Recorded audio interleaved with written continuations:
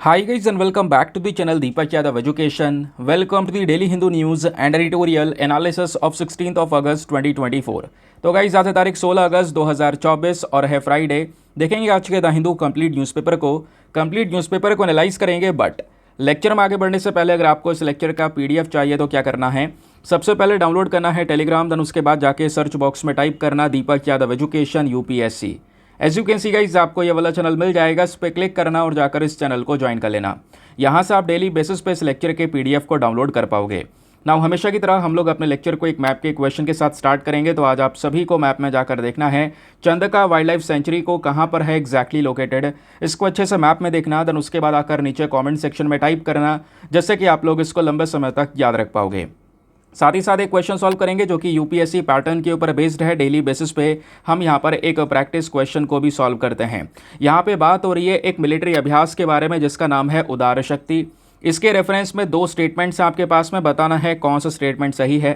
पहला स्टेटमेंट बोलता है कि उदार शक्ति एक जॉइंट मिलिट्री अभ्यास है जो भारत और मलेशिया के बीच में किया जाता है। दूसरा स्टेटमेंट बोलता है कि अब की बार साल 2024 के अंदर जो ये पर्टिकुलर अभ्यास हुआ है ये भारत के चेन्नई वाले रीजन में हुआ है। तो बताइए दोनों में से कौन सा स्टेटमेंट सही है। Option number A 1 only, B 2 only, C दोनों सही हैं या फिर डी दोनों के दोनों गलत हैं।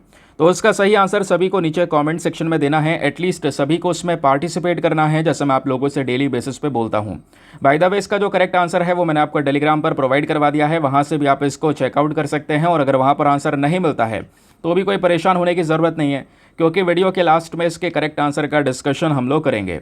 तो चलो शुभ आरंभ करते हैं और चलते हैं सबसे पहले थंबनेल वाले इंपॉर्टेंट आर्टिकल की तरफ। तो दोस्तों ये जो टॉपिक है जीएस पेपर नंबर 2 हेल्थ के पॉइंट ऑफ व्यू से बहुत ही ज़्यादा रेलिवेंट होने वाला है। आपने थंबनेल में जैसे देखा, हम बात कर रहे हैं कि दुनिया भर में वर्ल्ड हेल्थ ऑर्गेनाइजेशन ने एक ग्लोबल हेल्थ इमरजेंसी डिक्लेयर कर दी है। लेकिन ये इमरजेंसी क्यों डिक्लेयर की गई है? क्योंकि मंकी पॉक्स वायरस दुनिया भर में फैल चुका है, फैल रहा नहीं, फैल चुका है। कई सारी कंट्रीज़ में हज़ारों को पार दोस्तों केसेस जा चुके हैं। और इन केसेस की शुरुआत हुई थी एक African country democratic Republic of Congo से। नाउ अब दुनिया भर में ये लगातार केसेस नज़र आ रहे हैं, जिसकी वजह से वर्ल्ड हेल्थ ऑर्गेनाइजेशन को एक ग्लोबल हेल्थ इमरजेंसी डिक्लेयर करनी पड़ी। बताया जा रहा है कि 116 से लेकर 118 देशों के अंदर में ये करंट समय पर वायरस फैल चुका है। क्योंकि प्रॉब्लम यह है कि अभी तक तो केवल अफ्रीका में केसेस नज़र आ रहे थे, डेमोक्रेटिक रिपब्लिक ऑफ कॉन्गो के अंदर ही 10-15 हज़ार केसेस थे। तो अब धीरे धीरे केसेस स्प्रेड हो रहे हैं। सवाल ये भी है कि हम इसको कैसे रोक सकते हैं, हर एक चीज़ आपको समझाऊंगा। लेकिन एक आर्टिकल ये और देखिए दोस्तों, बोला जा रहा है कि यूरोप के अंदर भी ये केस पहुंच चुका है। स्वीडन ने अपने देश का सबसे पहला केस कंफर्म कर लिया है मंकी पॉक्स वायरस का। तो वहाँ तक ये केसेस जा चुके हैं। भारत के अंदर भी ऑलरेडी मंकी पॉक्स के वायरस के केसेस नज़र आ रहे हैं। पाकिस्तान में भी यहाँ पर एक कंसर्न देखने को मिल रहा है, हज़ारों केसेस यहाँ पर रिपोर्ट करे जा रहे हैं पूरे दुनिया भर से। तो नो डाउट आने वाले समय पर WHO की एक और बड़ी स्टेटमेंट आ सकती है कि हमें क्या प्रिकॉशंस लेना है, कैसे यहाँ पर बचना है, अभी वो भी मैं आपको बताऊँगा। लेकिन मंकी पॉक्स वायरस जो लगातार चर्चाओं में चल रहा है दोस्तों, इसको लेकर 5 स्टेप्स लोगों के थ्रू शेयर किए गए हैं, न्यूज़पेपर्स के अंदर में कवर किए गए हैं। जैसे कि जो मंकी पॉक्स वायरस है, इसमें ख़तरनाक बात यह है ये वायरस इंसानों में फैल सकता है और ये एक प्रकार का जूनोटिक वायरस है। सवाल यह है कि जूनोटिक वायरस कौन से होते हैं? ये वह वायरस होते हैं जो एक एनिमल से, जो इंसान से सीधा ह्यूमन बीइंग में आते हैं और ह्यूमन बीइंग से फिर ह्यूमन बीइंग में ट्रांसमिट होना शुरू हो जाते हैं। तो करंट समय पर यह कंडीशन आ चुकी है। अब सवाल यह है कि एम पॉक्स वायरस को रोका कैसे जा सकता है। देखो, अगर किसी इंसान को एम पॉक्स वायरस है तो उससे जितना ज़्यादा दूर रहा जा सके उतना बेहतर है। उसके साथ में कोई फिज़िकल कांटेक्ट नहीं होना चाहिए। अगर मान लो उसके साथ में कोई फिज़िकल कांटेक्ट हुआ, उसके पसीने के साथ में कोई कांटेक्ट हो गया, उसके साथ में कोई सेक्सुअल कांटेक्ट हुआ, तो दोस्तों इसकी वजह से ये एम पॉक्स वायरस दूसरे व्यक्ति में भी फैल सकता है। सवाल यह है कि सर इसका वैक्सीन है तो हमारे पास में, तो वैक्सीन बिल्कुल यहाँ पे इस इन्फेक्शन को प्रिवेंट कर सकती है। बट प्रॉब्लम ये भी है कि जो ये पर्टिकुलर वायरस है इसमें नए नए स्ट्रेन्स नज़र आ रहे हैं, इसके नए नए वेरिएंट्स नज़र आ रहे हैं। समझ गए? तो ये भी एक बड़ा प्रॉब्लम हमको नज़र आता है। सबसे पहली बार जो मंकी पॉक्स वायरस है इसको डिस्कवर किया गया डेनमार्क में लगभग 1958 के समय पर, स्पेशली मंकीज़ के अंदर में। देन उसके बाद में यहाँ पर रिसर्चेस वगैरह की गई।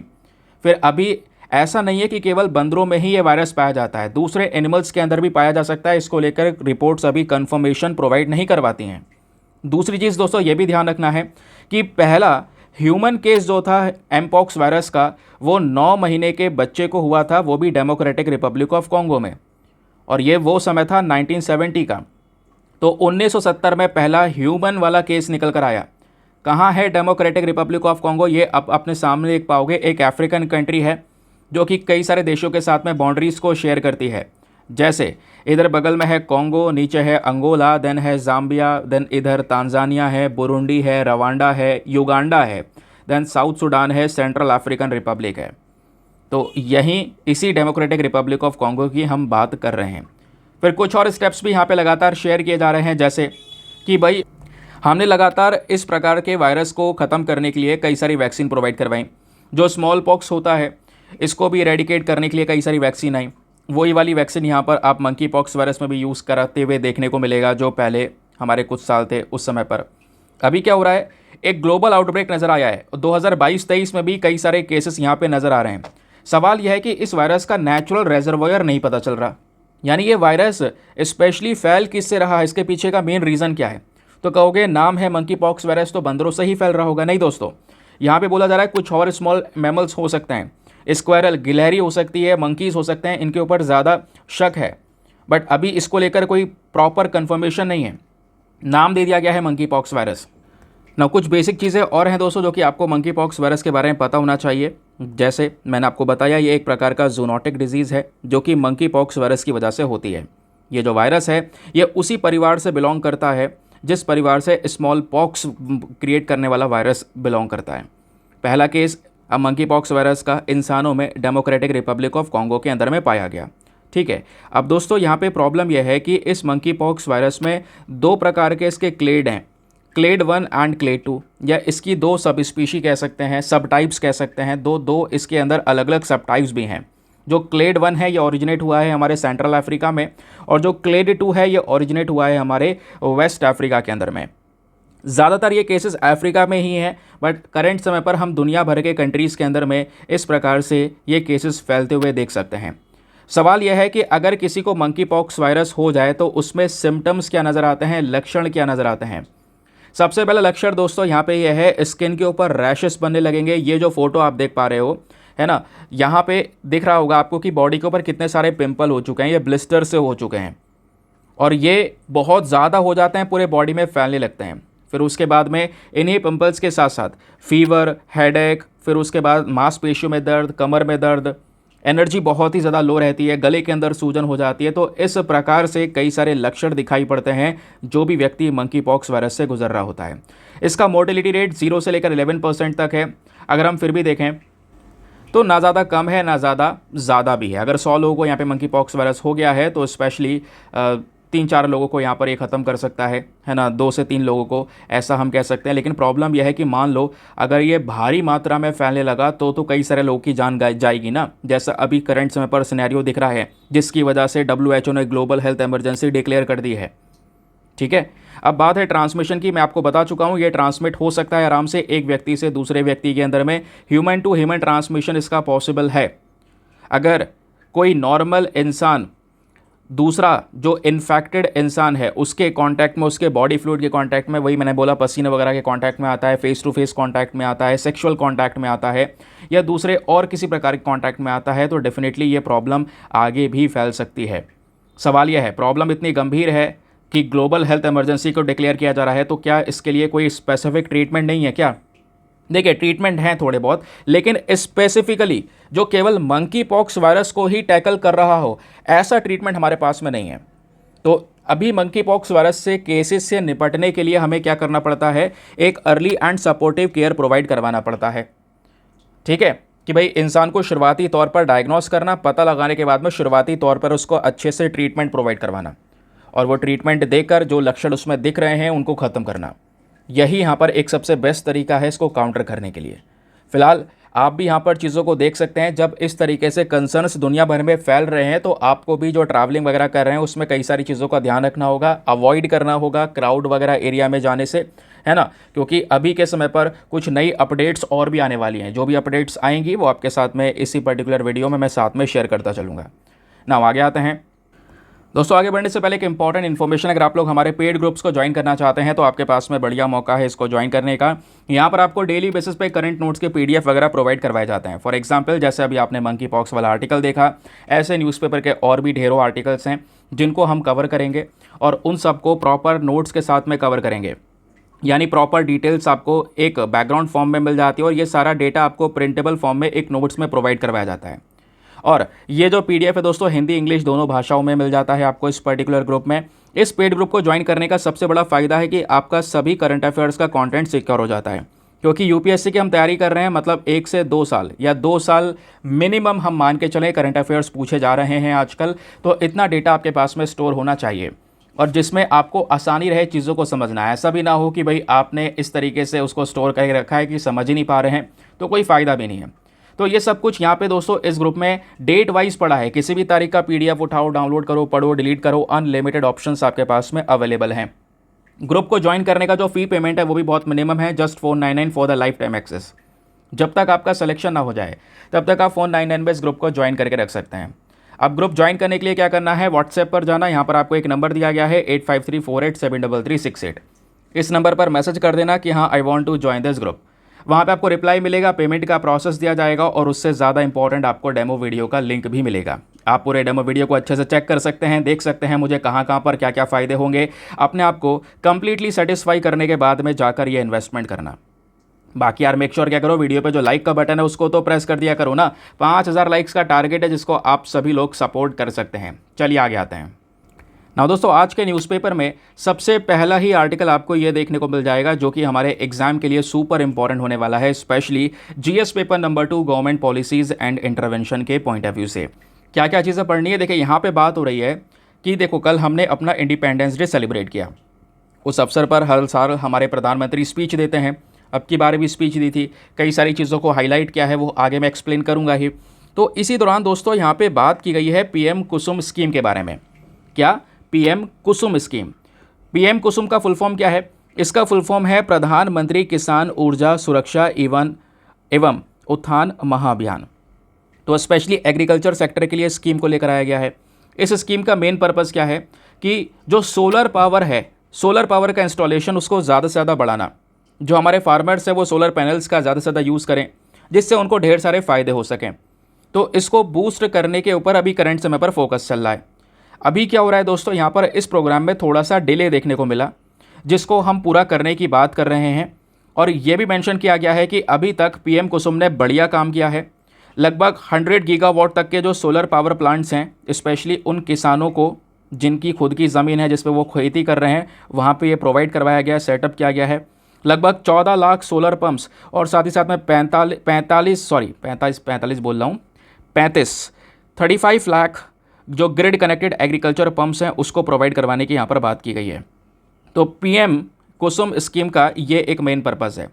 उसके अलावा अभी अगर हम जून तक देखें, यानी कि जो हमारा जून का महीना निकला है, तो केवल जून तक लगभग 256 मेगावाट तक के जो हमारे पावर प्लांट्स हैं, साथ ही साथ में 3.97 लाख सोलर पंप्स हैं, उसके अलावा 13,500 सोलराइज पंप्स हैं, इन सबको इंस्टॉल किया गया है। देखो होता क्या है, अब देखो बेसिक चीज़ों को समझो। यहाँ पे होता यह है कि जब हम लोग खेती करते हैं एग्रीकल्चर में कई सारी चीज़ों की रिक्वायरमेंट पड़ती है। जैसे सबसे पहली चीज़, कोई चावल की खेती कर रहा है, गेहूं की खेती कर रहा है। अब चावल की खेती का एग्जाम्पल लें तो यहाँ पे हमें ढेर सारे वाटर का रिक्वायरमेंट होता है। अब दोस्तों वो वाटर कैसा आएगा, क्योंकि इरिगेशन करेंगे, सिंचाई करेंगे तभी तो फसल उगेगी। अब उसके लिए दोस्तों यहाँ पे पंप लगा लिए जाते हैं। ठीक है, पंप क्या करता है, हमारा ग्राउंड वाटर यानी ज़मीन के नीचे से पानी को खींचता है और खेतों में छोड़ता है। अब ग्राउंड वाटर जो है दोस्तों, इसको अगर आप देख पाएंगे तो पंप वगैरह आजकल किससे चलता है, इलेक्ट्रिसिटी से चलता है, सीधा बिजली से यहाँ पर इसको चलाया जाता है। तो यही फोकस किया जा रहा है कि जो पीएम कुसुम स्कीम है, यहाँ पे हमारे फार्मर्स को सोलर एनर्जी प्रोवाइड करवाई जाएगी। क्या प्रोवाइड करवाई जाएगी? Solar energy. अब सोलर एनर्जी आपको कैसे मिल पाती है? सिंपल सी बात है भैया, यहाँ पर उसके लिए आपको सोलर पैनल्स को इंस्टॉल करना होगा। अब ये सोलर पैनल की फैसिलिटी अगर हम किसानों को दे देंगे, वो अपने खेतों में सोलर पैनल लगवा लेंगे। अब सूर्य से बिजली बन रही है, उस बिजली से यहाँ पर ये क्या कर पाएंगे, अपना पंप वगैरह चला सकेंगे। अब इसमें कोई पैसा थोड़ी लग रहा है। सोलर एनर्जी से जो भी यहाँ पर बिजली बनी है वो हमारी रिन्यूएबल एनर्जी है, उससे पंप चलाएंगे, उससे यहाँ पर क्या किया जा सकेगा, सिंचाई की जा सकेगी। ठीक है, कहोगे बढ़िया है। तो मतलब अब इलेक्ट्रिसिटी की रिक्वायरमेंट नहीं हुई, और अगर बिजली की रिक्वायरमेंट नहीं हुई तो सबसे बड़ा फ़ायदा यहाँ पे क्या हुआ दोस्तों, सबसे बड़ा फ़ायदा हुआ कि इससे कार्बन एमिशन यानी कि जो पोल्यूशन है इसको हमने कंट्रोल कर लिया, काउंटर कर लिया। पोल्यूशन काफ़ी हद तक कंट्रोल कर पाएंगे, नहीं कर पाएंगे, क्योंकि जो बिजली बन रही है वो कोयला जलाकर बन रही है, तो वहाँ पे रिक्वायरमेंट अब कम हो जाएगी, बिजली की डिमांड कम हो जाएगी। हम सोलर एनर्जी का इस्तेमाल कर रहे होंगे, वो प्योर है एनर्जी जिसमें कोई प्रदूषण नहीं हो रहा है। दूसरा फ़ायदा जो हमारे फार्मर्स को होगा दोस्तों इस पीएम कुसुम से, कि हमारे फार्मर्स की जो इनकम है, जो उनकी आय है वो बढ़ेगी। कहोगे इनकम बढ़ेगी, इनकम से क्या लेना देना पीएम कुसुम स्कीम का, ये तो केवल यहाँ पर इलेक्ट्रिसिटी का खर्चा बच गया और क्या हुआ, नहीं। देखिए इसमें एक सबसे बेस्ट तरीका यह है कि जो सोलर पैनल्स जब लगवाएंगे किसान, तो बिजली का उत्पादन होगा। अब जितनी बिजली बन रही है उस बिजली को ये यूज़ कर लेंगे। अब सपोज़ यहाँ पे बहुत सारी बिजली सरप्लस में है, एक्स्ट्रा बच रही है, क्योंकि स्टोर करके रखते हैं तो एक्स्ट्रा बच रही है, तो उस एक्स्ट्रा बची हुई बिजली को ये वापस से बेच सकते हैं हमारे ग्रिड सिस्टम के अंदर में, वापस सेल कर सकते हैं। तो वापस सेल कर देंगे तो उनको वापस एक अमाउंट मिलेगा। तो सोलर पैनल लगाने से क्या हुआ, एक तो बिजली का बिल बचा, दूसरा यहाँ पर सरप्लस एनर्जी को बेच कर भी वो पैसा कमा रहे हैं, तो अर्निंग का सोर्स एक बढ़ जाएगा। यह है यहाँ पर पीएम कुसुम का मेन टारगेट। ठीक है, बहुत ही आसान भाषाओं में, सिंपल भाषा में मैंने आपको यहाँ पर समझाने की कोशिश की है पीएम कुसुम के बारे में। अभी करंट समय पर दोस्तों एक बड़ी प्रॉब्लम भी आती है, भाई इतनी सारी ज़मीन कहाँ है, लाए कहाँ से। सोलर पैनल लगाने के लिए कोई छोटी मोटी ज़मीन तो चाहिए नहीं, बहुत सारी ज़मीन चाहिए। फिर कई आर्टिकल होते हैं कि ऊपर उठा के लगा दो, ऊपर उठा के लगा देंगे तो प्रॉपर तरीके से सनलाइट नहीं मिलेगी यहाँ पे नीचे एग्रीकल्चर सेक्टर में, उसकी भी तो ज़रूरत है ना। तो इंडिया में जो सोलर पैनल्स हैं आज के समय पर सूटेबल जगह पे ही लग पा रहे हैं, जैसे गुजरात और राजस्थान। यहाँ पे बहुत सारे डेजर्टेड एरियाज़ हैं, या ऐसी ज़मीन है जो उपजाऊ नहीं है, अनकल्टिवेटेड लैंड है ना, यहाँ पे कोई खेती नहीं हो रही है। लेकिन अगर मान लो एग्रीकल्चर लैंड पर ही आपने सोलर पैनल लगाना है तो खेती कहाँ करोगे, तो इसमें एक चैलेंज भी है ये सबसे बड़ा। फिर बताया जा रहा है पीएम कुसुम को लेकर आज तक क्या अपडेट है। अगर हम करंट समय तक देखें तो 12.3 मेगावाट तक की जो एनर्जी है दोस्तों वो इंस्टॉल कर दी गई है राजस्थान में, और प्लान है हमारा कि 100 मेगावाट तक की एनर्जी को लेकर जाएं 2024 के अंदर में। ये हमारा मेन टारगेट है। और यहीं पर जो हमारा प्लान है वो ये भी है कि इसी पर्टिकुलर अप्रोच को महाराष्ट्र मध्य प्रदेश में भी लगाया जाए, ज़्यादा से ज़्यादा सोलर एनर्जी को प्रोड्यूस किया जा सके, फार्मर्स को यहाँ पर ये एनर्जी प्रोवाइड करवाई जा सके। इससे बहुत सारे बेनिफिट्स होंगे। ठीक है, अभी इस स्कीम में पैसा खर्चा जाएगा तो फ़ायदा यहाँ पे गवर्नमेंट को भी होगा। गवर्नमेंट ने इंटरनेशनल लेवल पर कई सारे वादे कर रखे हैं, हम 2070 तक नेट ज़ीरो एमिशन की तरफ बढ़ेंगे, पोल्यूशन को काउंटर करेंगे, तो शुरुआत तो यहीं से होगी ना, समझ गए। कुछ ना कुछ तो यहाँ पे काउंटर किया ही जा सकेगा इस पर्टिकुलर इनिशिएटिव से, समझ गए। चलिए अब आगे आते हैं। अब देखिए दोस्तों कुछ और बेसिक चीज़ें हैं जो आपको पता होनी चाहिए। अब देखिए दोस्तों ये सब चीज़ें आप भी पढ़ सकते हो, दुनिया भर के वीडियोस भी आपको ये पढ़ाने वाले हैं। लेकिन एग्जाम पर्सपेक्टिव से अगर हम बात करेंगे, कुछ आपने लिखना हो, इस आर्टिकल से नोट्स बनाने हो, तो पीएम कुसुम के बारे में ये बेसिक चीज़ें लिख लेना, मैं आपको यहीं पे प्रोवाइड करवा दे रहा हूँ। जैसे सबसे पहली चीज़ कि जो ये पर्टिकुलर पीएम कुसुम योजना है, इसको हमारी मिनिस्ट्री ऑफ रिन्यूएबल एनर्जी ने लॉन्च किया 2019 में, ताकि हम ज़्यादा से ज़्यादा ऑफ ग्रिड सोलर पंप्स को लगा सकें। देखिए एक होता है ऑन ग्रिड सिस्टम, ठीक है, और एक होता है ऑफ ग्रिड सिस्टम। पता है दोनों में फ़र्क क्या होता है? नहीं पता है तो अब बताता हूँ। ये आप देख पाएंगे, ये ऑफ ग्रिड है, ये ऑन ग्रिड है। जब ऑफ ग्रिड की बात करते हैं तो जो हमारा सोलर पैनल है, इन्वर्टर है, बैटरी बैंक है, ये सब चीज़ें आपस में कनेक्ट होती हैं कि भाई सोलर पैनल से एनर्जी जनरेट होगी, बैटरी में स्टोर हो जाएगी। दिन भर अगर गर्मी है, धूप निकल रही है, तो आपका यहाँ पर घर का बिजली चलती रहेगी। रात हो चुकी है तो बैटरी में जो एनर्जी स्टोर है जो उससे चलता रहेगा मामला। फिर एक होता है यहाँ पर ऑन ग्रिड। ऑन ग्रिड मतलब ग्रिड क्या होता है ये भी समझो दोस्तों। हमारा ग्रिड सिस्टम क्या होता है? ये है ग्रिड सिस्टम। जैसे आज शहरों को देखते हो तो भाई आपके शहर में आसपास बिजली बनने का जनरेटिंग स्टेशन तो होगा ना, तो जनरेटिंग स्टेशन में बिजली बनती है, और बिजली बनने के बाद में वो कहाँ पे जाती है? हमारे ट्रांसमिशन सिस्टम के अंदर में, टावर्स में, और वो टावर से जाती है सीधा कहाँ पे? डिस्ट्रीब्यूशन सिस्टम, जिसको बोलते हैं डिस्कॉम, और डिस्कॉम से सीधा यहाँ पर वो बिजली आपके घर तक पहुँचाई जाती है। उन्हीं डिस्कॉम्स को आप यहाँ पे पैसा प्रोवाइड करवाते हैं, है ना। तो यहाँ पे ये होता है ग्रिड सिस्टम। तो बेसिकली बोला जा रहा है, तो यहाँ पे of grid system, on grid में क्या है, ऑफ ग्रिड में आपका घर का बिजली का कनेक्शन ग्रिड सिस्टम से नहीं है, जो मेन ट्रांसमिशन या जनरेटिंग पावर सिस्टम है वहाँ से नहीं है। जबकि ऑन ग्रिड सिस्टम में आपका सोलर पैनल, इन्वर्टर, ये सब कुछ ग्रिड से भी जुड़ा होता है, ये भी आपने ध्यान में रखना है। ठीक है, तो यहाँ पे ये जो पर्टिकुलर स्कीम है, ये of grid solar pump provide करवाती है हमारे गाँव वाले क्षेत्रों में। ठीक है, सोलर पंप मिल जाएगा उन्हें, जिससे सिंचाई वगैरह करेंगे। इससे क्या होगा, जो ग्रिड के ऊपर डिपेंडेंस है, वही जैसे मैंने वाला मेन बिजली के ऊपर डिपेंडेंस है, जो मेन बिजली बनती है कोयला जलाकर, वो उसी ग्रिड सिस्टम से तो आएगी। अब यहाँ पे सोलर पैनल लगा दिए तो ग्रिड की सिस्टम की ज़रूरत ही नहीं है। दिन में धूप है तो ठीक है, रात में बैटरी का यूज़ करेंगे। तो इस तरीके से यहाँ पे दोस्तों काम चल जाता है। अब इसी पीएम कुसुम के कई सारे कंपोनेंट्स हैं, जैसे यहाँ पर हमारा कई सारा मेन फोकस है, हमें 20 lakh solar power agriculture pump लगाने हैं। उसके अलावा 15 लाख जो एग्रीकल्चर पंप्स हैं उनको कन्वर्ट करना है, जो कि ऑलरेडी ग्रिड सिस्टम से कनेक्ट हैं, जो बिजली से चल रहे हैं, उनको हमें सोलर पैनल पे लेकर आना है। फिर उसके बाद इसी पीएम कुसुम का मेन ऑब्जेक्टिव है, मेन उद्देश्य है। उद्देश्य क्या है कि ज़्यादा से ज़्यादा जो हमारे फार्मर्स हैं वो इसी सोलर पावर जनरेशन का इस्तेमाल करें, वो हमारा मेन टारगेट है। फार्मर्स की इनकम को बढ़ाया जाएगा, क्यों, जो सरप्लस एनर्जी जनरेट होगी फार्मर्स उसको वापस से बेच देंगे, पावर ग्रिड को दे देंगे, है ना। अब इस पर्टिकुलर स्कीम का सबसे बड़ा इंपॉर्टेंस यही है, इससे एनर्जी का जो एक्सेस है वो बढ़ेगा, हमारे फार्मर्स के पास में इनकम का एक और रास्ता मिल जाएगा।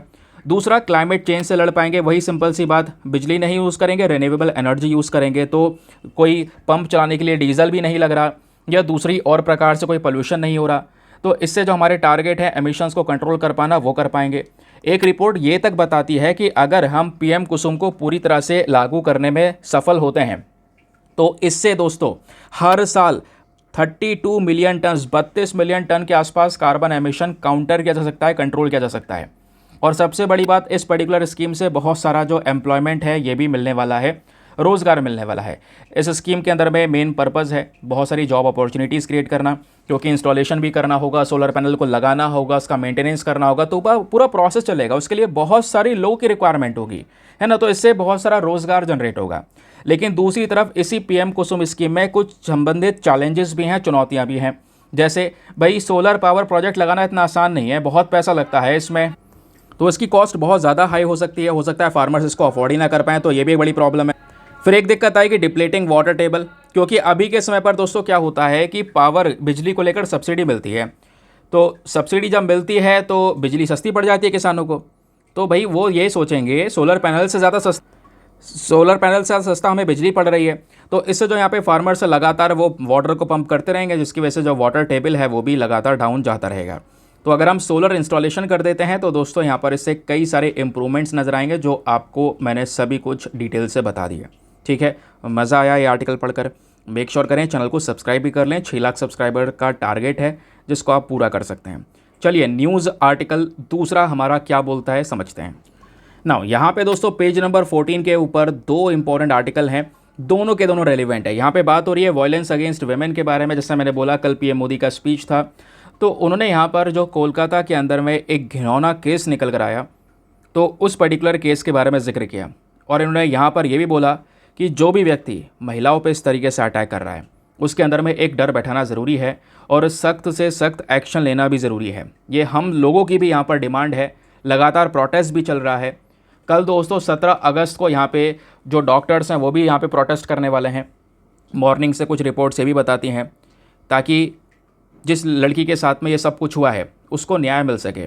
और न्याय में इतनी देरी क्यों? और कई सारे क्वेश्चन भी दोस्तों अभी इस समय पर इस केस पर उठ रहे हैं। जैसा आपने देखा, कोलकाता के हॉस्पिटल के अंदर में एक लड़की बहुत ही बुरी कंडीशन में पाई गई, और उसका जो इल्ज़ाम है केवल एक इंसान पे डाला जा रहा है, और बताया जा रहा है कि जब इंसान ने यह हरकत की है ना, जब उसने यहाँ पर बलात्कार करने की कोशिश की है लड़की के साथ में, तो वो पिया हुआ था। लेकिन प्रॉब्लम यह है कि वो पिया हुआ था और उसके बाद अकेले ये सब हरकत कर देगा, इतना ज़्यादा घिनौनी हरकत कर सकेगा कि उस लेडी के प्राइवेट पार्ट से खून निकल रहा था, आंखों से खून निकल रहा था, टांग उन्होंने बिल्कुल पूरी तरह से चीर दी थी। अकेला कर सकता है क्या ये कोई भी इंसान, स्पेशली जो पिया हुआ हो? तो उसी को लेकर क्वेश्चन है। इसमें कई सारे लोग और भी इन्वॉल्व हैं, तो एक सीरियस और प्योर जस्टिस देना बहुत ज़्यादा ज़रूरी है, और जल्द से जल्द उसको यहाँ पे फांसी की सज़ा भी देनी होगी। इसका और कोई उपाय नहीं हो सकता, और कोई सोल्यूशन नहीं हो सकता, यही एक मेन जस्टिस है। और प्रॉपर तरीके से इन्वेस्टिगेशन होनी भी ज़रूरी है, क्योंकि जिस तरीके से केस चला है दोस्तों, गारंटी के साथ में सभी को लग रहा है, शक है इसमें, और भी कई सारे लोग इन्वॉल्व हैं, सबके खिलाफ एक्शन लेना ज़रूरी है, तब यहाँ पर जाके उस बच्ची को एक जस्टिस मिल पाएगा।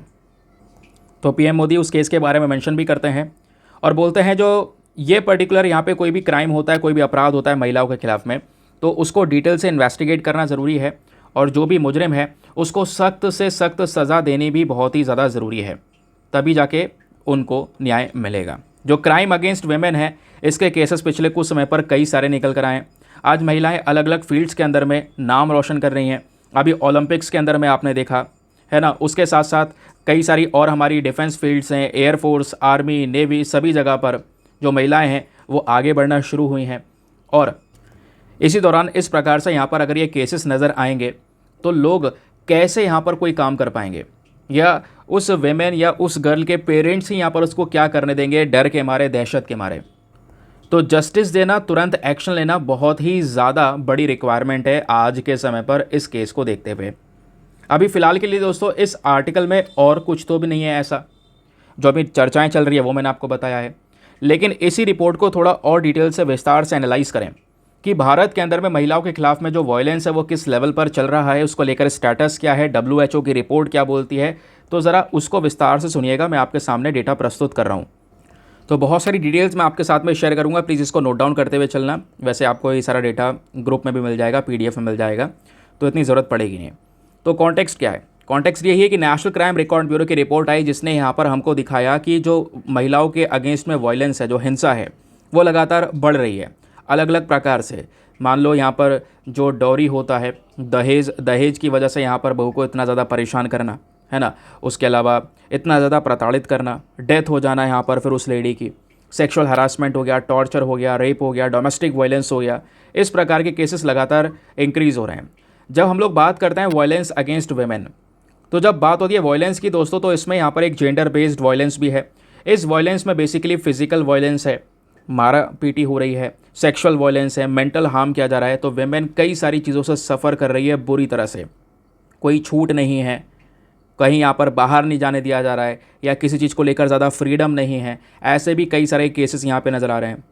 तो जितना भी यहाँ पर ये हिंसा है महिलाओं के खिलाफ में, ये social, economic, developmental, legal, educational, human right, इन सब के खिलाफ में दोस्तों यहाँ पर हो रहा है, जिसकी वजह से महिला के फिजिकली और मेंटली यहाँ पर जो स्टेटस है वो लगातार ख़राब होता चले जाता है।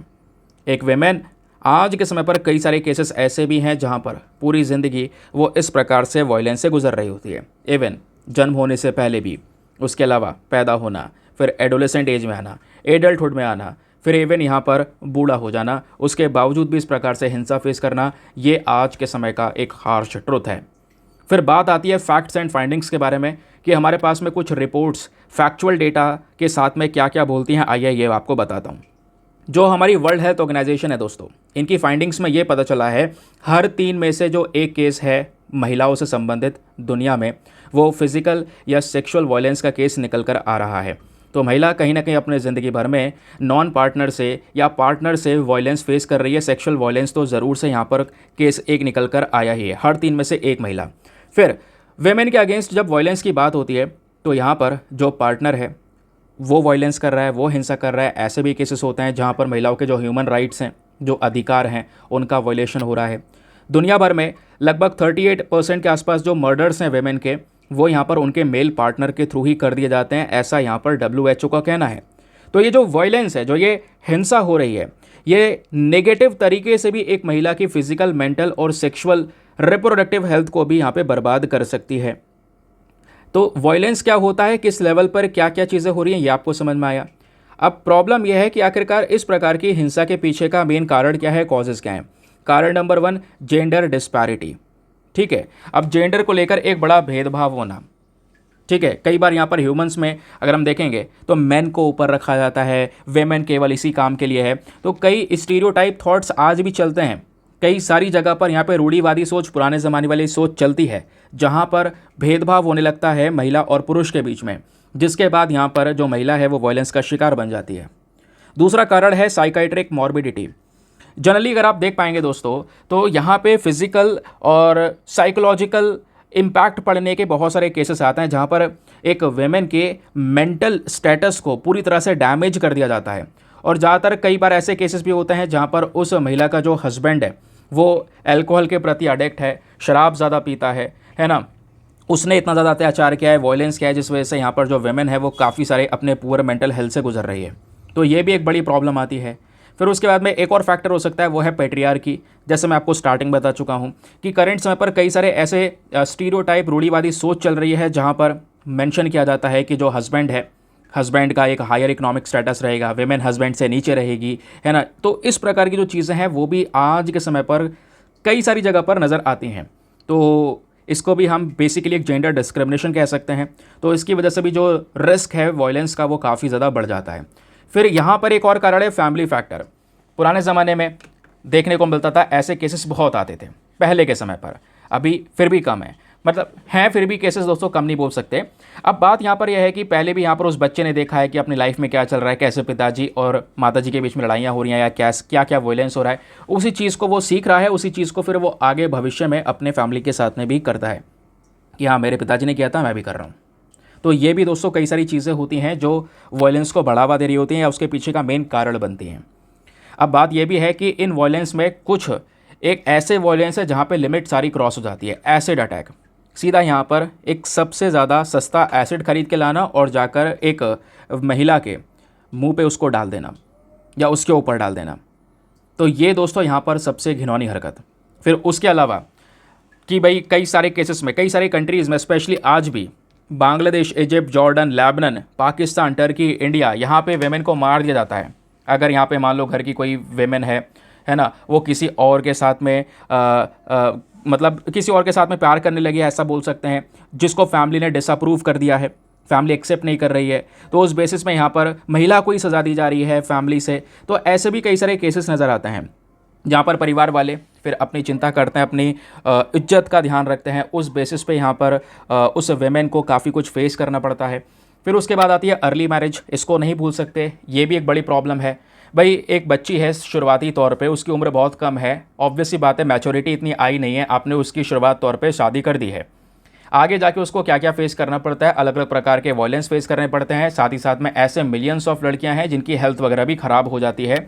कम उम्र में शादी करना, कम उम्र में प्रेगनेंसी के स्टेज से गुजरना, जिसकी वजह से जो बच्चा जन्म लेगा उसकी हेल्थ पर भी इम्पैक्ट पड़ेगा और वेमेन की हेल्थ पर भी इम्पैक्ट पड़ता है। फिर और कुछ है सोशो कल्चर फैक्टर्स जो यहाँ पर डिसफेवर करते हैं वेमेन को। कहने का मतलब है यहाँ पे अगर आप देख पाएंगे सोसाइटी के अंदर भी वही अगेन रूढ़िवादी सोच, वेमेन कि अगर यहाँ पर जो महिला है शादी के बाद में केवल यहाँ पर खाना बनाना, किचन में काम करना, है ना, बच्चे पालना, यही वेमेन का काम है। इस तरीके से भी कई सारे यहाँ पर जो स्टिग्मा है, जो थॉट्स है वो यहाँ पर चल रहे हैं। ठीक है, तो वेमेन को यहाँ पर शादी करना चाहिए किस लिए, बस खाली यहाँ पर इस तरीके से घर संभालने के लिए और बच्चे पालने के लिए।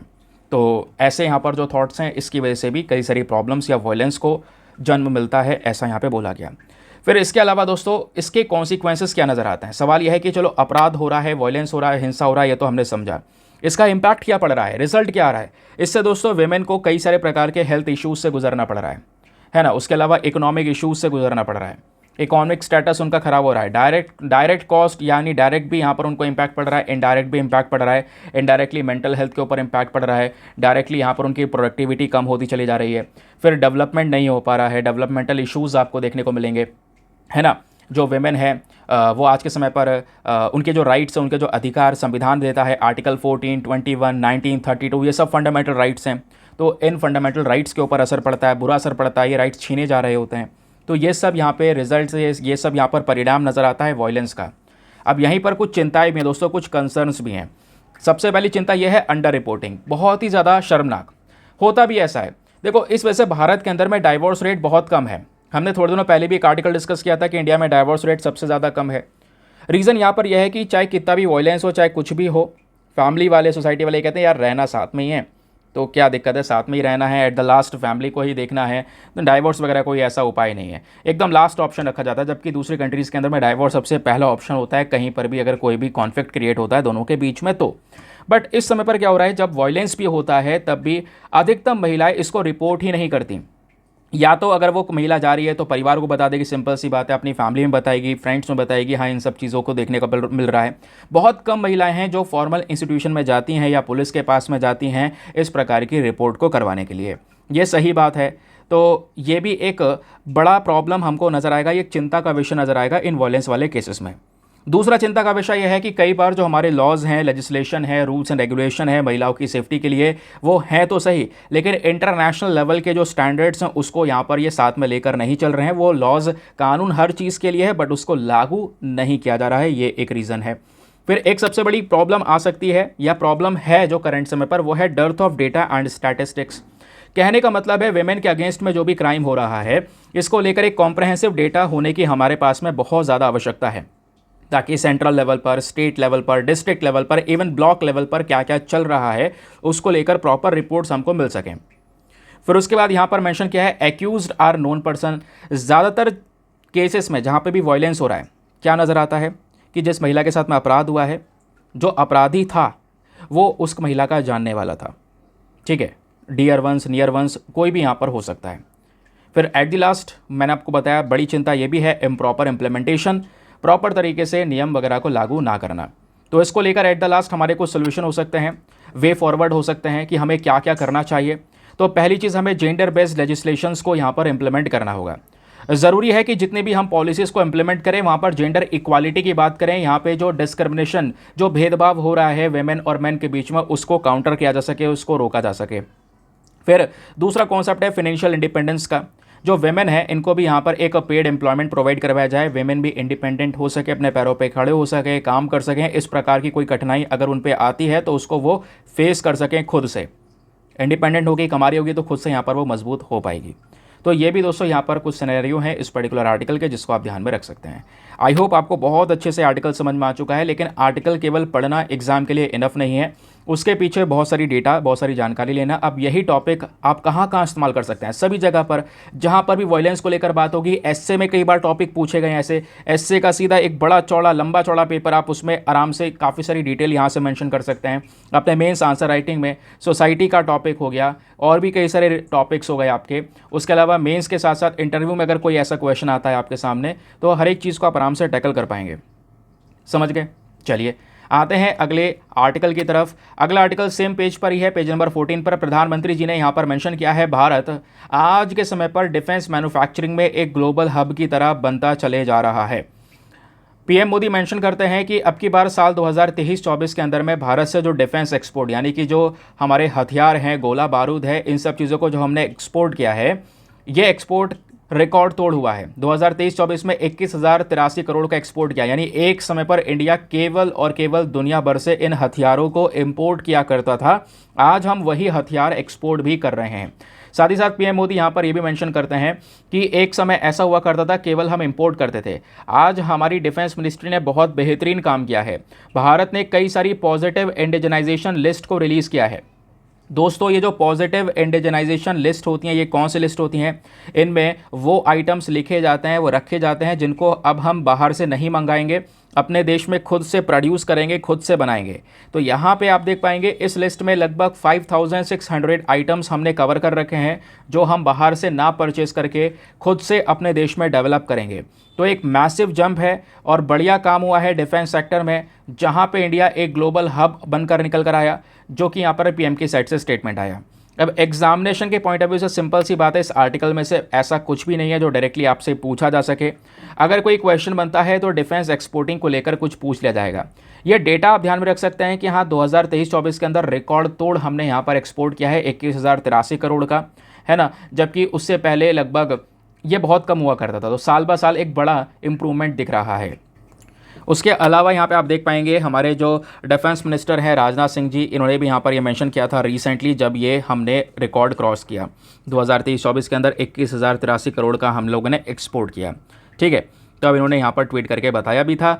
अभी आप देख पाएंगे तो इंडिया डिफेंस के मामले में सेल्फ रिलायंट बन रहा है, आत्मनिर्भर बना नहीं है। अब ऐसा बोल दिया तो कल नहीं बन जाएगा, ऑब्वियस सी बात है, इस पर काम चलेगा, काफ़ी साल लगेंगे, उसके बाद बनेगा। तो यहाँ पे 21st सेंचुरी इंडिया को बिलोंग करती है, ये कई बड़े बड़े लोग भी स्टेटमेंट दे चुके हैं।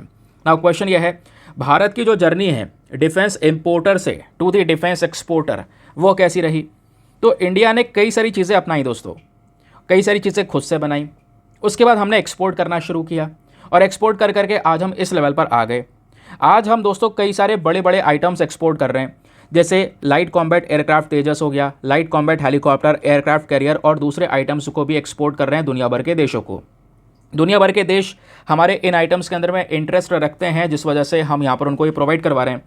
मिंट की एक रिपोर्ट है, उसके अकॉर्डिंग मेंशन किया गया है कि जो भारत है वो एक्सपोर्ट कर रहा है लोकली मैन्युफैक्चरिंग डिफेंस प्रोडक्ट्स को। ठीक है, लगभग हम 85 से ज़्यादा देशों को एक्सपोर्ट कर रहे हैं। 100 से ज़्यादा कंपनियां हैं भारत की जो आज के समय पर डिफेंस प्रोडक्ट को एक्सपोर्ट कर रही हैं। उसके अलावा बात केवल यहीं पे नहीं रुकती है, यहाँ पे बोला जा रहा है 155 एडवांस टोर्ड आर्टिलरी गन्स, ब्रह्मोस मिसाइल्स, ये सब चीज़ें दोस्तों दूसरे कंट्रीज़ को एक्सपोर्ट की गई हैं। ठीक है, तो ये ध्यान में आप रख सकते हैं।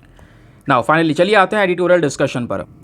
तो आज फ्राइडे है, ऑलरेडी एडिटोरियल कम आते हैं। ये जो आपके सामने पेज नंबर 11 है दोस्तों, इस पर एक बहुत ही ज़्यादा इंपॉर्टेंट एडिटोरियल ये आपके सामने दिख रहा है। अभी हमने ओलंपिक्स खेले, ओलंपिक्स 2024, भारत का कोई ज़्यादा बढ़िया परफॉर्मेंस रहा नहीं। तो वही यहाँ पे दो राइटर आपस में मिलकर डिस्कस कर रहे हैं कि हमें और क्या क्या करना चाहिए ओलंपिक्स में बेहतर परफॉर्म करने के लिए। आज हम ओलंपिक्स की तरफ ज़्यादा ध्यान नहीं देते, इस वजह से 2020 के अंदर में 2020 में जो टोक्यो में ओलंपिक्स हुए थे उसके कंपैरिजन में दोस्तों ये साल 2024 वाले पेरिस के ओलंपिक्स भारत के लिए अच्छे साबित नहीं हुए, क्योंकि हमारी जो 71st प्लेस है दोस्तों वो हमको मिली है। पाकिस्तान इंडिया से आगे रहा, क्योंकि पाकिस्तान एक गोल्ड लेकर आया है, जबकि इंडिया के पास में इस बार कोई भी गोल्ड नहीं आया। 5 ब्रॉन्ज आए हैं और 1 सिल्वर आया है। तो इस तरीके से 6 मेडल सबकी बार भारत के पास में आए। तो इससे बेहतर परफॉर्म लास्ट वाले ओलंपिक्स जो थे 2020 में, क्योंकि हर 4 साल में ओलंपिक्स होता है ना, तो लास्ट टाइम हमने किया था, ऐसा यहाँ पे बोला जा रहा है। उस समय पर गोल्ड भी लेकर आए, बट करेंट समय पर बहुत कुछ हमें सोच विचार करने की ज़रूरत है, इंप्रूवमेंट्स करने की ज़रूरत है। अब वो सोच विचार करके क्या क्या इंप्रूवमेंट्स हो सकते हैं, वो सब चीज़ें हम इस पर्टिकुलर आर्टिकल के अंदर में डिस्कस करेंगे। बने रहिए, आपको बहुत मज़ा आएगा। आज का मेंस का क्वेश्चन मैं इसी आर्टिकल के बेसिस पर देने वाला हूँ। तो कुछ स्टैटिक जानकारी भी आपको मिल जाएगी जो आप प्रीलिम्स में सीधा यूज़ कर पाएंगे। तो भारत का जो परफॉर्मेंस है पेरिस ओलंपिक्स 2024 में वो कैसा रहा। 2024 ज़्यादा बढ़िया नहीं हुए। अभी जो गेम ख़त्म हो चुके हैं, 11 अगस्त को समाप्त हो गए थे, तो भारत की जो रैंक थी वो 71st थी, 71st नंबर पर थे। जबकि टोक्यो 2020 में जो ओलंपिक्स हुए थे वहाँ पे हमारी रैंक 48 थी, ये बोला गया। भले ही हमने 6 मेडल जीते हों, उसमें से प्रॉब्लम यह है कि 5 ब्रॉन्ज हैं और 1 सिल्वर है। अगर 1 गोल्ड भी आ जाता ना तो रैंक सीधा एकदम छलांग मार के ऊपर जाती, बट वो गोल्ड मेडल अब की बार आ नहीं पाया है, क्योंकि इंडिया के फेवर में इस बार लक भी नहीं था। कई सारे ऐसे केसेस हमको नजर आए। अब हुआ क्या इस बार के ओलंपिक्स में, ये सुनिए ज़रा। जो नीरज चोपड़ा हैं, इन्होंने यहाँ पर दोस्तों सिल्वर मेडल सिक्योर किया जैवलिन थ्रो में। 89.45 मीटर की यहाँ पर थ्रो थी। इससे पहले पाकिस्तान के प्लेयर ने यहाँ पर एक खतरनाक थ्रो किया था, तो नीरज चोपड़ा सिल्वर लेकर आए। Manu Bhaker first Indian women थी जिन्होंने यहाँ पर ओलंपिक शूटिंग मेडल के हकदार बनी है या ओलंपिक शूटिंग मेडल को जीता है। और ये फर्स्ट एथलीट हैं इंडिपेंडेंट इंडिया से जो 2 मेडल जीती हैं, वो भी बिल्कुल सिंगल गेम में, क्योंकि 2 मेडल्स यहाँ पे इन्होंने जीते हैं इस पर्टिकुलर गेम में। ठीक है, फिर उसके बाद यहाँ पे मेंशन ये भी किया गया है कि इंडिया ने 3 शूटिंग मेडल्स अब की बार जीते हैं। शूटिंग के अंदर में 3 मेडल्स अब की बार आए हैं, और ये पहली बार हुआ है कि हमें इस तरीके का केस नजर आया। 2 मनु भाकर लिए, एक यहाँ पे स्वप्निल कुशल लेकर आए।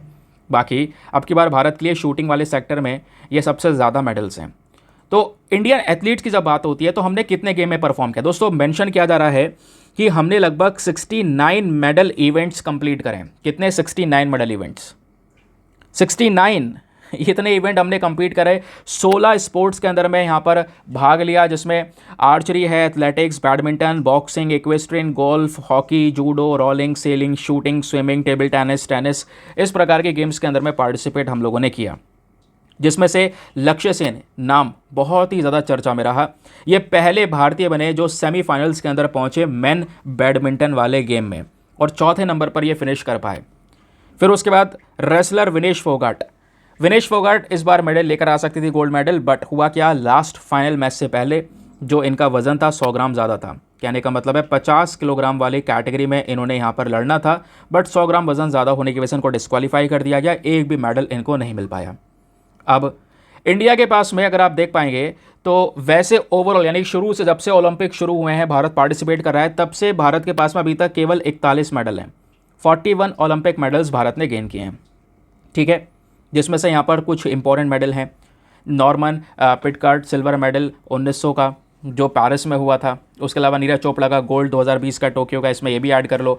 अभिनव बिंद्रा गोल्ड 2008 का जो बीजिंग में हुए थे उसको भी ऐड कर लो। तो इस तरीके से 41 ओवरऑल मेडल्स है जिसको आप ध्यान में रख सकते हैं, जिसमें से सबसे बढ़िया परफॉर्मेंस हॉकी टीम का नजर आया दोस्तों। मेन की जो हॉकी टीम है इन्होंने अभी तक 13 मेडल जीत लिए हैं, जिसमें से 8 गोल्ड हैं, और रेसलिंग अभी तक 8 मेडल जीत चुकी है। तो हॉकी का परफॉर्मेंस काफ़ी शानदार रहा है। इंडिया का काफ़ी बढ़िया परफॉर्मेंस रहा। ओलंपिक्स में सबसे बेहतर परफॉर्मेंस टोक्यो 2020 में था, जब 7 मेडल हमारे पास में आए, जिसमें एक गोल्ड मेडल भी था। तो इस वजह से परफॉर्मेंस बढ़िया था। इस बार भी 6 मेडल आए हैं, बट प्रॉब्लम यहाँ पर यह है कि इस बार केवल और केवल ब्रॉन्ज ज़्यादा है, सिल्वर एक ही है। इससे पहले 2012 में जो लंदन में ओलंपिक्स हुए थे वहाँ पर भी हमारा परफॉर्मेंस ठीक था, ठीक ठाक बोलूँगा, क्योंकि उस समय पर 4 ब्रॉन्ज आए थे, 2 सिल्वर आए थे। तो कहने का मतलब है लास्ट ईयर के कई सारे ओलंपिक्स के कंपैरिजन में अब की बार हमारा कोई ज़्यादा बढ़िया जो इम्प्रूवमेंट है वो नज़र आया नहीं है। तो वही इम्प्रूवमेंट हमें करने की ज़रूरत है। उसी को देखते हुए राइटर ने एक सबसे बड़ा प्रश्न उठाया है। अब देखो असली शुरुआत होती है। इंडिया ओलंपिक मेडल्स को क्यों नहीं सिक्योर कर पा रहा? उसके पीछे का कारण क्या है? भारत इसमें क्यों स्ट्रगल कर रहा है? सबसे पहला है टैलेंट आइडेंटिफिकेशन। भारत के अंदर में किसी का जो टैलेंट है, टैलेंट बहुत है भारत में, बहुत ज़्यादा है, बड़े लेवल पर है। लेकिन दोस्तों यहाँ पे उस टैलेंट को आइडेंटिफाई करके उस इंटरनेशनल लेवल पर जाना, उसको लेकर जाना, ये हमें करना होगा। वो हम आज के समय पर नहीं कर पा रहे हैं। समझ गए? रिमोट एरियाज़ में, गांव वाले क्षेत्रों में आप देख पाओगे भरपूर मात्रा में टैलेंट भरा है, चाहे वो पर्टिकुलर गेम्स हो या क्रिकेट हो। जगह जगह पे आप सोशल मीडिया प्लेटफॉर्म पर देखते हैं, वो बच्चे आजकल सोशल मीडिया प्लेटफॉर्म पर वो वीडियोज़ वगैरह डाल रहे होते हैं, बट वो टैलेंट आइडेंटिफिकेशन करने के लिए यहाँ पर कोई है नहीं। तो ये एक बड़ी प्रॉब्लम है। और यही प्रॉब्लम दोस्तों अगर आप देख पाएंगे चाइना ने टैकल कर ली है। चाइना शुरू से यहाँ पर बच्चों पे ध्यान देते हैं। जो बच्चा यहाँ पे शुरू से ही स्पोर्ट्स में अच्छा है उन पे शुरू से ही काम करना स्टार्ट कर दिया जाता है, तभी तो इतने इतने मेडल लेकर आ रहे हैं। वो स्पोर्ट्स के ऊपर ध्यान दिया जा रहा है। इंडिया में वो चलन नहीं है दोस्तों। दूसरा प्रॉब्लम भारत में है इंफ्रास्ट्रक्चर एंड रिसोर्सेस। अब गाँव के क्षेत्रों में बच्चों के पास है टैलेंट, दिखाते हैं, कई सारी जगह पर है, तो वहाँ पर प्रॉपर इंफ्रास्ट्रक्चर नहीं है, या कहीं पर हमारे एथलीट्स हैं अच्छे खासे तो उनको ट्रेनिंग करने की फैसिलिटी नहीं मिल पाती है, कोच एक्सपर्टीज़ नहीं मिल पाता है, पैसों का सपोर्ट नहीं मिल पाता है। अब पैसों का सपोर्ट बहुत ज़रूरी है। मान लो कोई एथलीट है, रेसलर है, उसकी अच्छी डाइट होगी, बहुत कुछ चीज़ें होंगी, उसको फॉलो करके चलना पड़ेगा। फाइनेंशियल सपोर्ट नहीं होगा तो वो छोड़ देगा ये सारी चीज़ें। क्यों करेगा? वो सोचेगा यार मैं कमाऊँ से अच्छा फैमिली को पालूँ। वही चीज़ चल रही है, सपोर्ट नहीं मिल पा रहा है। तो बहुत सारे एथलीट्स लगातार स्ट्रगल कर रहे हैं क्योंकि उनका फाइनेंशियल स्टेटस अच्छा नहीं है। सरकार से भी यहाँ पर ये पैसों का सपोर्ट नहीं मिलता। इवन यहाँ पर एक केस भी बताया गया, मतलब शर्मनाक है। एक केस है यहाँ पर शिवा केशवन का। ये इंडिया के टॉप विंटर ओलंपियन है। इनको पैसा इकट्ठा करना पड़ा क्राउड फंडिंग से। लोगों ने यहाँ पर पैसा इकट्ठा करके उनकी ट्रेनिंग करवाई, पार्टिसिपेशन करवाया। तो वैसे यहाँ पर इंडिया में बहुत सारी प्राइवेट वेल्थ बढ़ रही है, नंबर ऑफ बिलियनर्स बढ़ रहे हैं, बट फिर भी यहाँ पर ये एक बहुत बड़ा गैप है स्पोर्ट्स के अंदर इन्वेस्टमेंट का, जो रियलिटी है आज हमारे सामने। फिर एक और प्रॉब्लम आती है cricket dominance. Very very important. आज हम लोग जब भी स्पोर्ट्स की बात करते हैं ना, गेम की बात करते हैं, क्रिकेट, सबके दिमाग में केवल क्रिकेट है ना, मैच खेलना है बस। तो क्रिकेट का डोमिनेंस इंडिया में ज़्यादा है, उसकी पॉपुलैरिटी ज़्यादा है, जिसके आगे ओलंपिक्स कुछ भी नहीं है। मतलब ओलंपिक्स के बारे में यार कई सारे लोगों को कुछ भी नहीं पता, सच बता रहा हूँ, कि लोग इंटरेस्ट नहीं लेते इन गेम्स के अंदर में, है ना। तो क्रिकेट हमारे लिए ज़रूरी है। क्रिकेट के साथ साथ आप इन गेम्स में भी पार्टिसिपेट कर सकते हैं, इंटरेस्ट ले सकते हैं, जैसे दुनिया भर के कंट्रीज़ ने किया है। तो यहाँ पे आप ये देख पाएंगे। तो इंडिया में क्रिकेट का क्रेज़ सबसे ज़्यादा है, उसने सभी गेम्स के क्रेज़ को दबा दिया है। तो ये भी एक बड़ी प्रॉब्लम या समस्या है। फिर एक और समस्या है लॉन्ग टर्म डेवलपमेंट। इंडिया में जो स्पोर्ट प्रोग्राम है वो हमेशा शॉर्ट टर्म पे फोकस करते हैं, है ना। तो लॉन्ग टर्म एथलीट प्रोग्राम होता ही नहीं है, लॉन्ग टर्म बेसिस पे उन सब चीज़ों को लेकर चलते नहीं है। थोड़े समय के लिए है, गेम खेल लेंगे, इस बार मैच हो जाएगा, काम खत्म। तो दोस्तों यहाँ पर एक रूटीन बनाना ज़रूरी है, लंबे समय तक डेवलपमेंट करना ज़रूरी है, लंबे समय तक यहाँ पर ये काम करना ज़रूरी है, जिससे वो धीरे धीरे व्यक्ति पहले मेडल्स लेकर आएगा अपने पूरे करियर के अंदर में, फिर धीरे आगे लोगों को ट्रेन भी करेगा। लेकिन आज के समय पर यह सब शॉर्ट टर्म बेसिस पे होता है, फिर उसके बाद में सब ठंडा पड़ जाता है। फिर सबसे बड़ी समस्या politics and corruption in the sports administration.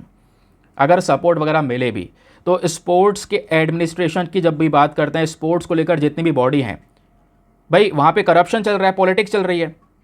सबसे बड़ी चीज़ यहाँ पर यह है कि जो भी स्पोर्ट्स से संबंधित बॉडी है उसको पॉलिटिशियन डोमिनेट कर रहा है, ब्यूरोक्रेट्स को सौंप दी गई है। जबकि किसी एक एक्सपर्ट स्पोर्ट्स वाले पर्सन को सौंपनी चाहिए थी। वो देखता, वो इस गेम का मालिक है, उसको पता है, उसको एक्सपीरियंस है ना। लेकिन यहाँ पे क्या होता है, पॉलिटिशियंस वगैरह को रख दिया जाता है, जिसकी वजह से अगेन एक बड़ी प्रॉब्लम होती है, क्योंकि करप्शन और ब्यूरोक्रेटिक हर्डल्स सामने आते हैं, जिस वजह से एथलीट्स आगे नहीं बढ़ पाते। रिसेंटली रेसलिंग फेडरेशन को लेकर कई सारे कॉन्फ्लिक्ट चर्चा में रहे पूरे देश भर में। फिर बात आती है एब्सेंस ऑफ स्पोर्ट्स कल्चर।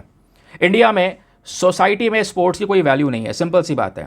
आपके पेरेंट्स भी होंगे, इवन मैं खुद भी बोलूँगा मेरे पेरेंट्स भी हैं, मतलब स्टार्टिंग में थे, ठीक है। मतलब कि आप आप क्या कर रहे हैं आज के समय पर, एजुकेशन को ज़्यादा सपोर्ट करते हैं पेरेंट्स स्पोर्ट्स के कंपैरिजन में, ठीक है। अब वो भी यहाँ पे भले ही चाहते हैं, उनको लगता है यार देखो, उनको पता नहीं है, बट उनको लगता है कि यार स्पोर्ट्स में कुछ नहीं हो सकता उस बच्चे का, ऐसा अच्छा पढ़ेगा लिखेगा, डॉक्टर बनेगा, इंजीनियर बनेगा, अच्छा पैसा कमाएगा, आगे परिवार पालेगा।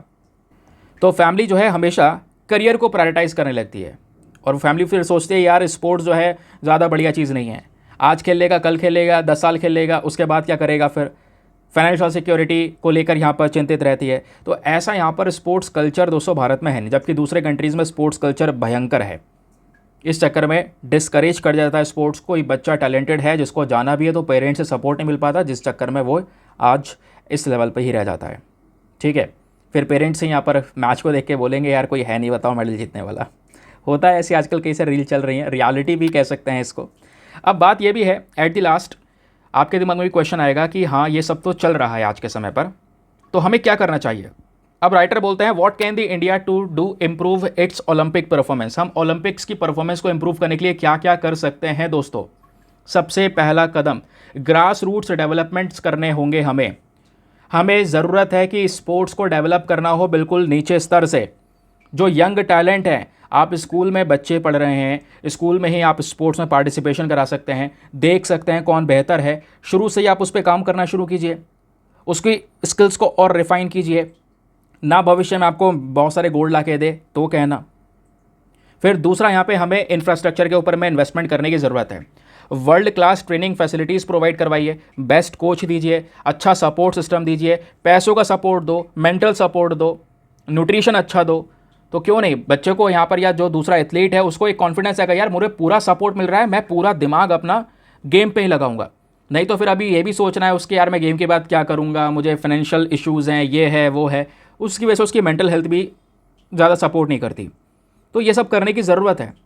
अभी कई सारे देश ये कर रहे हैं, छोटे छोटे देश, जमाइका, ग्रेनेडा। मैं मानता हूँ कई सारे लोगों को ग्रेनेडा का नाम भी पता नहीं होगा, कि कई सारे लोग सुन रहे होंगे हाँ ये भी एक देश है। अब जमाइका और ग्रेनेडा जैसे देश दोस्तों यहाँ पर भारत से ज़्यादा रैंक लेकर आ रहे हैं। क्यों?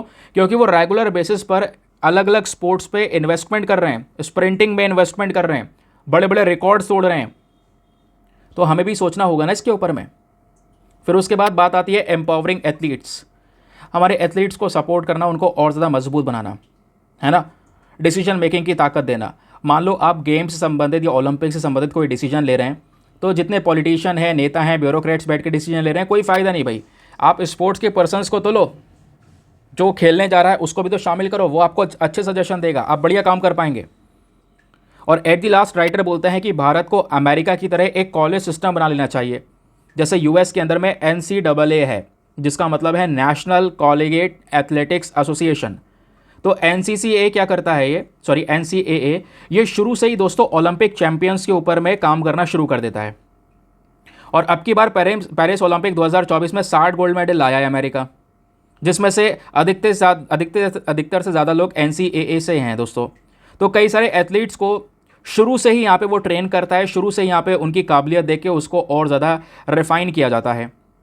तो रेगुलर बेसिस पे हम भी inter college, inter university competition करा सकते हैं स्पोर्ट्स में, एथलीट्स के बीच में, जिससे हमें एक्सपोजर मिलेगा, हमें समझ में आएगा यार कौन बेस्ट है, क्योंकि हम बेस्ट से बेस्ट को भिड़ा रहे हैं, हमें सबसे बढ़िया मिलेगा, बेटर मिलेगा, उसको हम इंटरनेशनल इवेंट के लिए तैयार करेंगे, फिर तभी मेडल आएगा। केवल यहाँ पर आप कह दोगे मेडल आना चाहिए, ऐसा कुछ भी नहीं होगा दोस्तों, काम करने की ज़रूरत है। फिर बात है cultural shift is also important. Society का एटीट्यूड चेंज करना होगा, फैमिलीज़ को भी यहाँ पे समझना होगा, सपोर्ट करना होगा अपने बच्चे को। अगर बच्चा अच्छा खेलता है, स्पोर्ट्स अच्छा कर रहा है, तो उसको स्पोर्ट्स में उतारें, स्कोप है, डेफिनेटली है।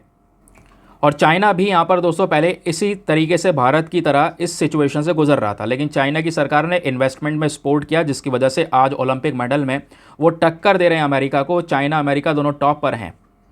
फिर बात आती है increase government support. At the last यहाँ पे सरकार को थोड़ा कंसिस्टेंट होना होगा, डायरेक्ट एथलीट्स को सपोर्ट करें, उनकी कोचिंग में इन्वेस्टमेंट करें, इंटरनेशनल एक्सपर्ट्स प्रोवाइड करवाएं, जिससे अच्छा एक्सपोजर मिलेगा उनको। फिर हमें एट दी लास्ट ग्रोथ के ऊपर फोकस करने की ज़रूरत है। इंडिया को अपने एथलीट्स की संख्या बढ़ाने की ज़रूरत है। आने वाला जो 2028 में ओलंपिक्स होगा लॉस एंजल्स के अंदर में, यहाँ पे हमें अपने एथलीट्स को बढ़ाना होगा, तभी हम बढ़िया बढ़िया गेम में परफॉर्म कर पाएंगे, या हमारे पास में ज़्यादा मेडल्स आ पाएंगे। ठीक है, ये करने की ज़रूरत है। उसके अलावा अभी आपको पता होना चाहिए 2036 भारत के लिए बहुत ज़रूरी है। देखो 2036 में ओलंपिक गेम भारत में होंगे, इंडिया में होने वाले हैं, तो हमें फोकस करना होगा इंडिया एक दबदबा बना के रखे ओलंपिक्स गेम में, इंडिया सबसे ज़्यादा यहाँ पर करके दिखाए, है ना। तो ये भी हमें इंतज़ार रहेगा अभी 2036 में इस ओलंपिक गेम्स को देखने का। चलिए अब आते हैं आज के मेंस के क्वेश्चन के ऊपर। आई होप आपने सभी चीज़ों को बहुत अच्छे से सुन लिया है। अब मैं आपको एक क्वेश्चन दे रहा हूँ, उसको अटेम्प्ट करना, बढ़िया सा आंसर आप लिख पाएंगे। क्वेश्चन यह है, analyse the India's performance. Bharat का जो यहाँ पे परफॉर्मेंस है ओलंपिक्स के अंदर में, पहली बात तो उसको एनालाइज कीजिए। फिर ये बताइए कौन कौन सी रणनीतियाँ, कौन कौन सी स्ट्रैटेजीज़ हैं या कौन कौन से सुधार हम कर सकते हैं भारत के परफॉर्मेंस को अपने भविष्य के ओलंपिक गेम्स के अंदर में बढ़ाने के लिए। तो 15 मार्क्स का क्वेश्चन है, 250 शब्दों में लिखना है। एक बार हिंदी में रीड कर देता हूँ ताकि हिंदी माध्यम वाले एस्पिरेंट भी अच्छे से पढ़कर सुंदर सा आंसर लिख सकें। क्वेश्चन यह है, ओलंपिक में भारत के प्रदर्शन का विश्लेषण करें। भविष्य के ओलंपिक खेलों में भारत के प्रदर्शन को बढ़ाने के लिए कौन सी रणनीतियां और सुधार लागू किए जा सकते हैं वो बताएं। 250 शब्दों में आंसर लिखने के बाद में कहाँ पे सबमिट करना है? टेलीग्राम पर जाना, वहाँ पे जाके सर्च बॉक्स में लिखना दीपक यादव एजुकेशन मेंस ग्रुप। जैसे आप फुल फॉर्म लिखोगे मेरा टेलीग्राम चैनल मिलेगा, जहाँ पे ऑलरेडी 78,000 से ज़्यादा लोग जुड़ चुके हैं। आप भी जुड़कर अपने आंसर्स को लिखकर सबमिट कर सकते हैं। अपने आंसर को सबमिट करने के साथ साथ एक छोटा सा काम और करना है, एटलीस्ट सभी लोगों को 2-2 आंसर्स रिव्यू करने हैं। जब आप सभी लोग 2-2 आंसर्स को रिव्यू करोगे बहुत सारे फायदे होंगे आपको भी और सामने वाले को भी। आपको कुछ इंपॉर्टेंट पॉइंट्स मिलेंगे जो आप अपने नोट्स में इंक्लूड कर सकते हैं। सामने वाले के आंसर में अगर कोई मिस्टेक होती है तो आप उनको बता सकते हैं कि यहाँ पर इंप्रूवमेंट की आवश्यकता है। इस प्रकार से कोऑपरेटिव वे में वो पूरा का पूरा ग्रुप काम करता है। आई होप दोस्तों आपको मज़ा आ चुका होगा, बहुत सारी जानकारी इस पर्टिकुलर एडिटोरियल से मिली होगी। चलिए आगे आते हैं नेक्स्ट आर्टिकल पर। नवाते हैं सीधा अपने वर्ड ऑफ द डे पर सेशन को समाप्त करते हुए। आज का वर्ड ऑफ द डे है स्पेंड थ्रिफ्ट। स्पेंड थ्रिफ्ट का मतलब क्या होता है? समवन हु स्पेंड्स मनी प्रोडिगली, मतलब वेस्टफुली, बेतुका का खर्चा जो कर रहा है ना, बेफालतू में यहाँ पर पैसा खर्च कर रहा है, उसको हम स्पेंड थ्रिफ्ट बोलते हैं। तो इस स्पेंड थ्रिफ्ट का यूज़ करके फटाफट एक सेंटेंस बनाओ, नीचे कमेंट सेक्शन में सेंटेंस बनाना ज़रूरी है। अब आता है यूपीएससी प्रैक्टिस क्वेश्चन पर। तो क्वेश्चन ये है था कि उदार शक्ति को लेकर जो 2 स्टेटमेंट्स है बताइए, दोनों में से कौन सा स्टेटमेंट सही है। तो यहाँ पे दोस्तों इसका सही उत्तर है ऑप्शन नंबर ए, यानी पहला स्टेटमेंट सही है, दूसरा स्टेटमेंट गलत है। पहला स्टेटमेंट इसलिए सही है क्योंकि यहाँ पर ऑब्वियस सी बात है, उदार शक्ति एक जॉइंट मिलिट्री अभ्यास तो है, लेकिन भारत और मलेशिया के बीच में ये होता है, ठीक है। दूसरा वाला गलत है कि उदार शक्ति का अभ्यास 2024 वाला ये चेन्नई में हुआ। चेन्नई नहीं दोस्तों, ये मलेशिया में ही हुआ है। मलेशिया के अंदर एक जगह है क्वांतन नाम की, वहाँ पे इस अभ्यास को कंडक्ट किया गया। That is why statement number 1 is the correct one. ठीक है, आई होप मज़ा आया होगा, बहुत कुछ जानने को मिला होगा। न्यूज़पेपर पूरी तरह से निचोड़ दिया है with proper data, background notes. मिलते हैं आपसे अगले वीडियो में। आज के लिए bye bye, have a nice day, thank you and जय हिंद।